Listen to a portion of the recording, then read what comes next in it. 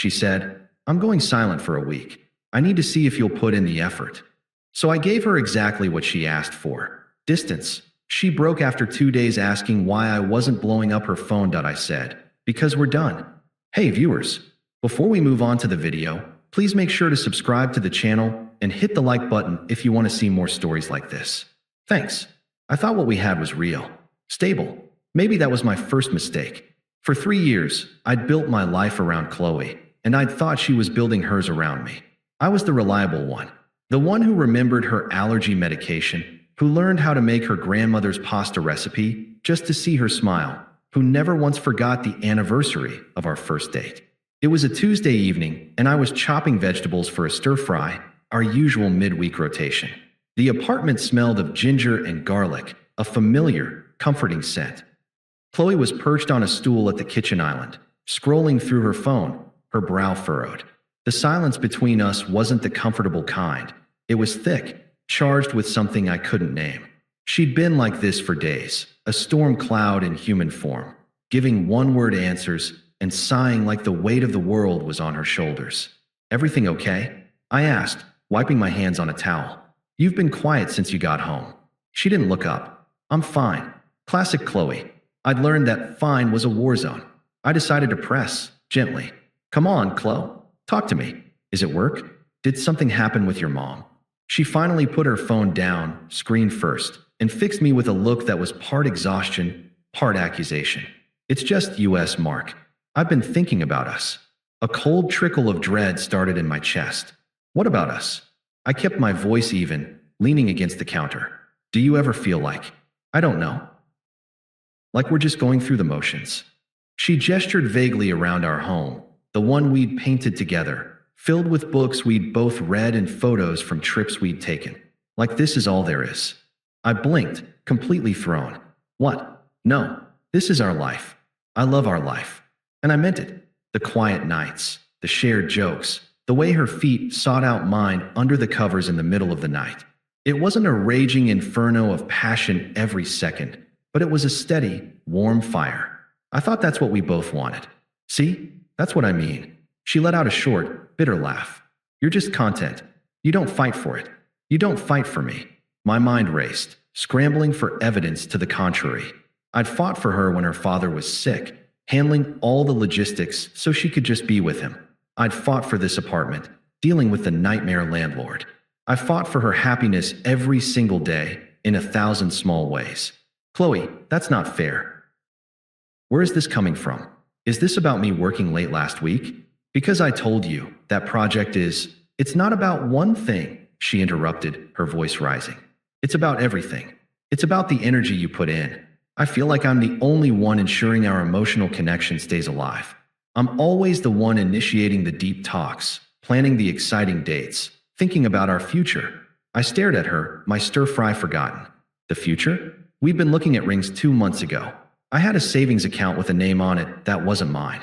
She stood up, a strange, determined look on her face. It was then I realized this wasn't a spontaneous conversation. This was a speech she'd rehearsed. "I need to know if you're truly committed, not just to this comfortable routine we've built, but to me, to the woman I am, and the woman I want to become." "Of course I am," I said, my confusion turning into a low thrum of anxiety. "You know I am." "Do I?" she asked, her voice dropping to a manipulative, almost smug whisper. "I need a real sign, Mark. So, here's what's going to happen. I'm going silent for a week. No calls, no texts. I'm going to stay at Jess's. I need to step back and see if you'll actually fight for me. If you'll put in the effort to win me back. I need to see you prove it." The world seemed to tilt on its axis. A test. She was giving me a test. Like I was a lab rat, and she was a scientist observing my pain. "Where is this coming from, Qley?" I repeated, my voice harder now. "This isn't a game. We live together. We're partners. What does win you back even mean? You're right here." She picked up her purse from the counter, having clearly pre-packed it. She walked towards the door, that infuriating, knowing smile playing on her lips. "It means what it means. If you care, you'll prove it. Don't contact me. I'll see you in a week." The door clicked shut behind her, the sound absurdly soft and final. The smell of ginger and garlic suddenly seemed sickly sweet.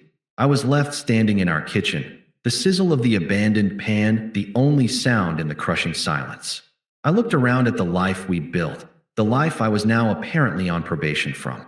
And for the first time, the warm, steady fire I'd cherished felt dangerously close to going out. The first hour was the worst. The silence in the apartment wasn't just an absence of sound. It was a physical presence, heavy and accusing. I stood there in the kitchen for a long time, staring at the closed door, half expecting it to fly open again with her saying, "Just kidding. Can you believe people actually do that?"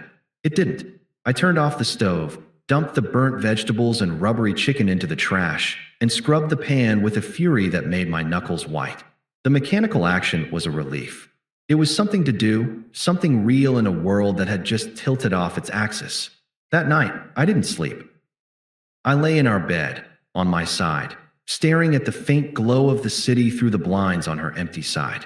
My mind was a racetrack of conflicting thoughts. Is this my fault? Should I have been more what? More what? I replayed every conversation from the last few months, searching for clues I'd missed. Had I been taking her for granted? Was I really just content? But contentment had always felt like a victory, not a failure. We'd built a life that was safe and happy. Was that now a crime? By morning, the confusion had begun to curdle into something else, a low, simmering anger. She hadn't come to me with a problem to solve together. She had issued a verdict and assigned me a role, the desperate supplicant. My job was to perform a week of panicked devotion to prove my worth. My phone was a brick on my nightstand. I checked it constantly, not with hope, but with a morbid curiosity. Nothing. No, I'm safe. No, this is harder than I thought. Just silence. The exact silence she demanded. I went to work on autopilot. My colleagues' voices sounded muffled, like I was underwater. I tried to focus on a spreadsheet, and my brain would whisper, "When you back?" What did that even look like? Sending a florist's entire inventory to her friend's apartment? Serenading her beneath a window with a boombox? It was absurd. This wasn't a romance movie. It was a power play. I got home that evening, and the apartment felt different. It was still silent, but the accusation was fading, replaced by a strange emptiness. I ordered a pizza, something I never did because Qley was a health nut. I ate it on the couch, watching a dumb action movie she would have hated. And for the first time, I felt a flicker of something other than anger or hurt. It was a sliver of peace. The next morning, Wednesday, something clicked. I woke up before my alarm, and the fog had lifted. The racetrack in my mind was empty and quiet. I looked at her pillow, and instead of a pang of loss, I felt a cold, clear resolve.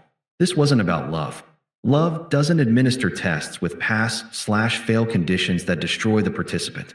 This was about control. It was about her need to see me grovel, to see me in pain, to have tangible proof that she held the reins to my entire emotional state. And I realized, with a stunning and simple clarity, that I was done handing her those reins. I didn't block her. That felt too reactive, too emotional. Instead, I went into my phone's settings and muted her notifications.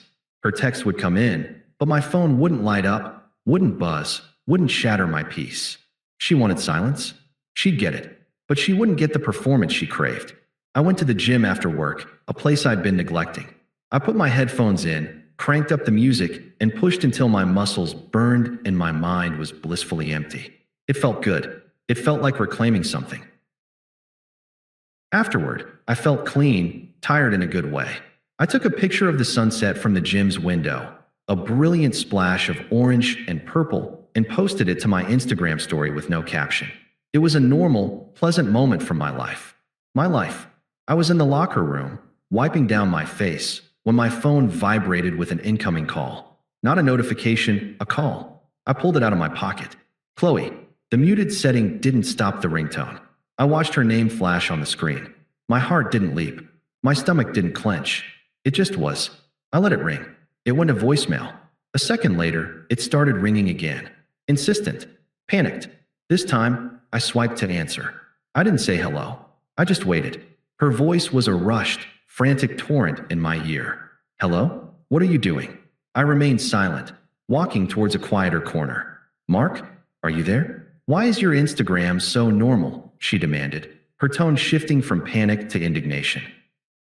You posted a picture of a sunset? I'm over here having a crisis about our relationship. I can't eat, I can't sleep, and you're at the gym? You're posting about a sunset. I could hear the sheer, unadulterated confusion in her voice. The script was ruined. I wasn't following my lines. Why aren't you blowing up my phone? The question was almost a wail. Why aren't you begging? Don't you miss me? Don't you care that you're losing me? And there it was. The naked truth. It wasn't about space. It was about a hunger for drama, for proof of her own desirability. My quiet dignity was a rejection she couldn't comprehend. I took a slow, calm breath. The clarity was absolute. You asked for silence and distance, Qley. I said, my voice even, devoid of all emotion. It was simply a statement of fact. She started to splutter, but I didn't mean. I cut her off, my tone firm, final, and clean as a surgeon's knife. Because we're done. I pulled the phone from my ear and ended the call. The screen went black. Without a moment of hesitation, I navigated to her contact, tapped block this caller, and confirmed the action. Then I put my phone back in my pocket, grabbed my gym bag, and walked out into the cool evening air. The silence, for the first time, was my own. And it was peaceful. The silence after I blocked her was different. It wasn't the heavy, waiting silence she had imposed. It was a clean, empty space, and I filled it with the sound of my own life. The first thing I did was practical. I went home, grabbed a stack of empty boxes from the garage, and methodically packed every trace of her from our shared space. Her expensive skincare products from the bathroom cabinet, the shelf of novels in the living room, the drawer of lacy, impractical underwear she loved. I didn't rage pack. I did it with a detached, almost clinical efficiency. Each item placed in a box was a weight lifted. When I was done, I stacked the boxes neatly by the front door, a monument to a closed chapter. I texted my buddy, Alex. Me, hey, need a favor. Qley is picking up her stuff tomorrow at 7 p.m. Can you be here to let her in? I won't be. Alex, well, what happened? You guys break up? Me, yeah, it's done. Can you be here? Alex, yeah, man. Of course. You okay? Me, I'm good. Thanks. And I was. The feeling was surreal.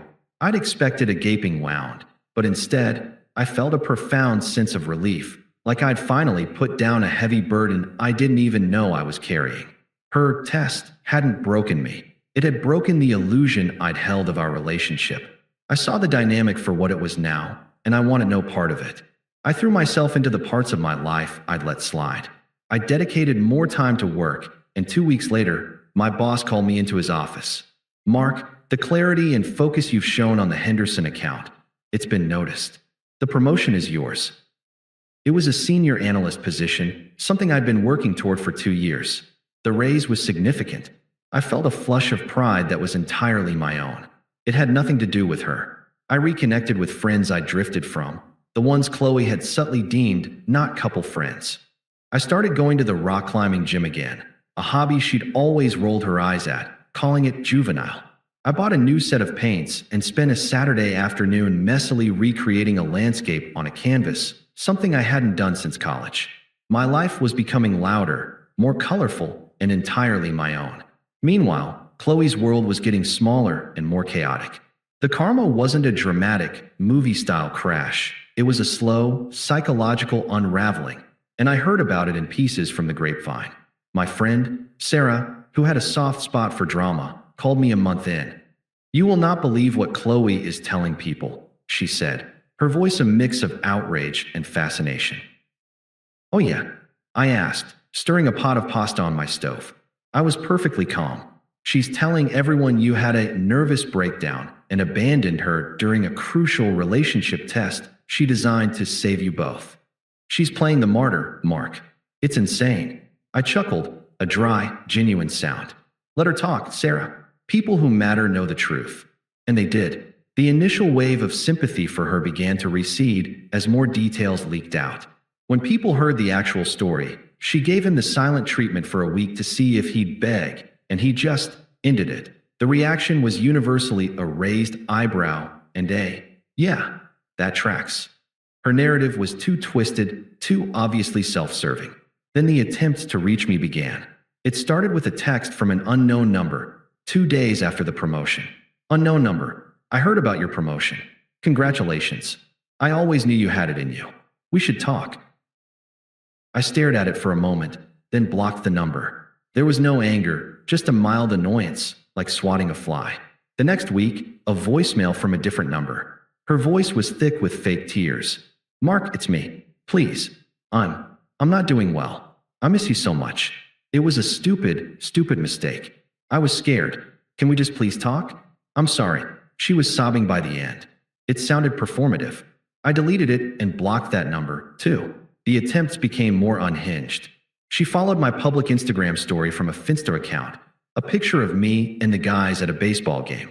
An hour later, a mutual acquaintance sent me a screenshot of her story, a posed, moody photo of her at a dimly lit bar, a glass of wine in hand, with a caption that read, "Moving on and leveling up." Some people can't handle a queen. I actually laughed out loud. It was so transparent. She was trying to make me jealous, to provoke any reaction.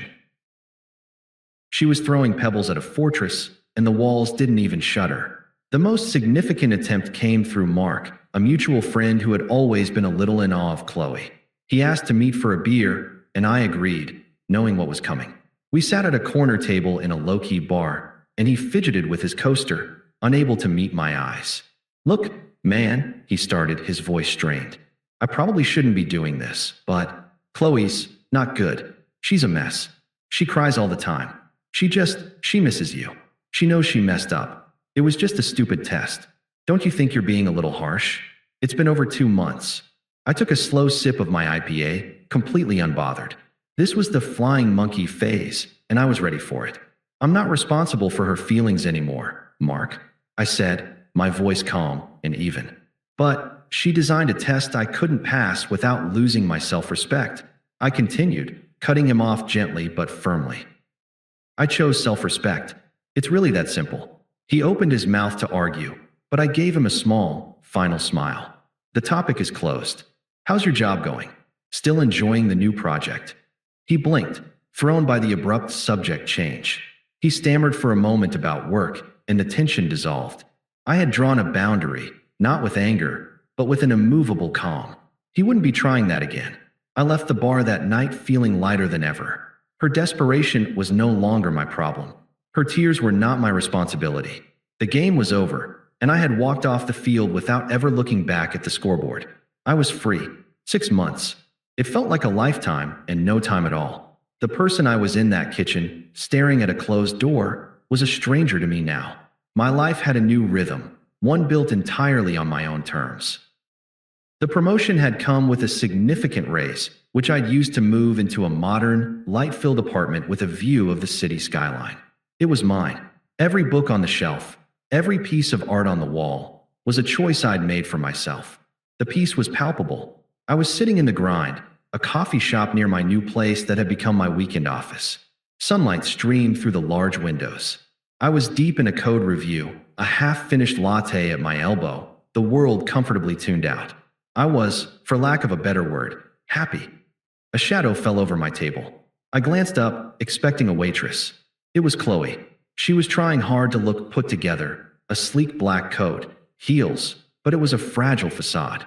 Her hair lacked its usual luster, and there were faint, tired lines around her eyes that makeup couldn't quite conceal. She looked like she was playing dress-up as her former self. "Mark," she said, her voice a hesitant whisper. "Can we talk? Please." I didn't startle. I didn't feel a surge of anger or a pang of nostalgia. I felt nothing. It was like a faint, familiar noise from another room. I slowly closed the lid of my laptop. She took it as an invitation, sliding into the chair opposite me without waiting for a reply. Her eyes were wide, pleading. "I get it now," she began, the words tumbling out in a rehearsed rush.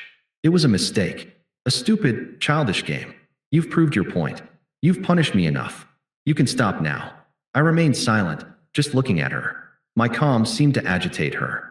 "I've been miserable without you," she continued, her voice cracking with a sob she seemed to be conjuring on demand. "Don't you care? We had 3 years together. Doesn't that mean anything to you?" She was waiting for me to comfort her, to absolve her, to give her the emotional reaction she'd been starving for. When I didn't, her mask began to slip. The pleading in her eyes hardened into frustration, then into sharp anger.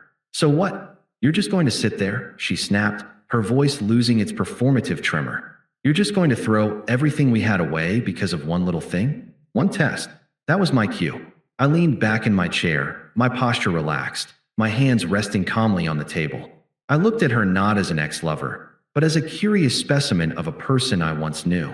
You told me you needed to see if I would fight for you, I said, my voice even and clear. You were right. I did have to fight for something.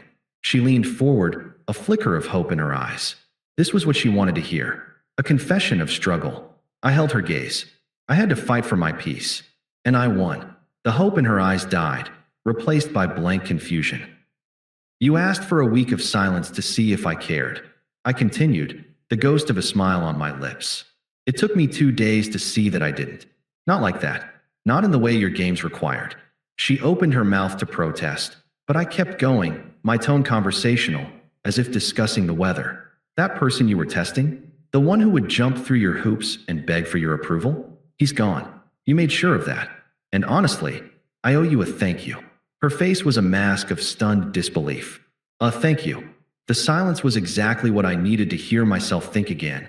I said, and it was the absolute truth. It was the best gift you ever gave me. I stood up, picking up my laptop and slipping it into my bag. I pulled a 20 from my wallet and placed it on the table to cover my coffee and then some. The meeting was over. I hope you find whatever it is you're looking for, Qley, I said, my tone final, devoid of any malice or lingering feeling. It was a simple, polite dismissal. But you need to understand, you will not find it with me. We are a closed chapter. Please don't try to read it again. I turned and walked towards the door. I didn't look back. I didn't need to. I could feel the weight of her stunned, furious silence behind me, but it was a weight that could no longer touch me. As I stepped out into the bright, crisp day, my phone buzzed in my pocket. I pulled it out. It was a text from Sarah, the friend who'd told me about Chloe's gossip. Sarah, hiking crew is on for Sunday, 9 a.m. at the trailhead. Don't forget the good coffee. A genuine, easy smile spread across my face. I typed back a quick reply. Me, wouldn't miss it. I'll bring the coffee and the pastries. I slid the phone back into my pocket, looked up at the clear blue sky, and took a deep, clean breath. The coffee shop, the confrontation, the ghost of my past. It was already fading, irrelevant noise. My life, my real life, was waiting, and it was full. Thanks for watching. Make sure to subscribe to the channel and hit the like button. What do you think about this story? Share it in the comments.